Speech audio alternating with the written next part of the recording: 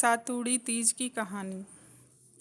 किसी नगर में एक सेठ साहूकार रहता था। उसके 7 बेटे व 7 बहू थी। उनमें से 6 बहुओं के पीहर था, परंतु 7वीं के पीहर नहीं था। तथा सेठ के 6 पुत्र अमीर थे, परंतु 7वां पुत्र गरीब था। जब सातुड़ी तीज का दिन आया तो सेठ की 6 बहुओं के पीहर से सत्तू के पेड़े आए व वस्त्र आए, परंतु 7वीं बहू के पीहर नहीं होने से कुछ नहीं आया। इस पर 7वीं बहू ने अपने पति से कहा, कल मैं सातुड़ी तीज का व्रत करूंगी, आप मुझे 1.25 सेर का सत्तू का पेड़ा ला दो। उसका पति गरीब था, अतः वह रात के समय एक हलवाई की दुकान में घुस गया। वहाँ चने की दाल रखी देखी और भट्टी में आग भी सुलग रही थी, अतः उसने चने की दाल सेकी व वहीं एक चक्की रखी देखकर उसने दाल भी पीस ली। अब चक्की की आवाज़ सुनकर दुकान का मालिक जग गया और उसको पकड़ लिया।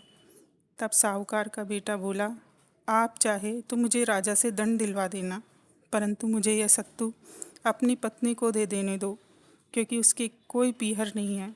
तब दुकान मालिक को उस पर दया आई और उसने कहा कि अभी तुम जाओ, मैं यह सत्तू तुम्हारे घर पहुंचा दूंगा। यह सुनकर साहूकार का बेटा घर आ गया। वह सुबह उसने व उसकी पत्नी ने उसके घर पर सत्तू व वस्त्र आदि सामान रखा देखकर बहुत खुश हुए। तथा बाकी सेठ की 6 बहुएं ईर्ष्या से जलने लगी। वह कहने लगी कि इसके तो कोई पीहर ही नहीं है, तो इतना सामान कहाँ से आया। तब 7वीं बहू ने कहा कि यह सब मेरे धर्म के माता पिता ने भिजवाया है, उन्होंने मुझे अपनी बेटी मान लिया है।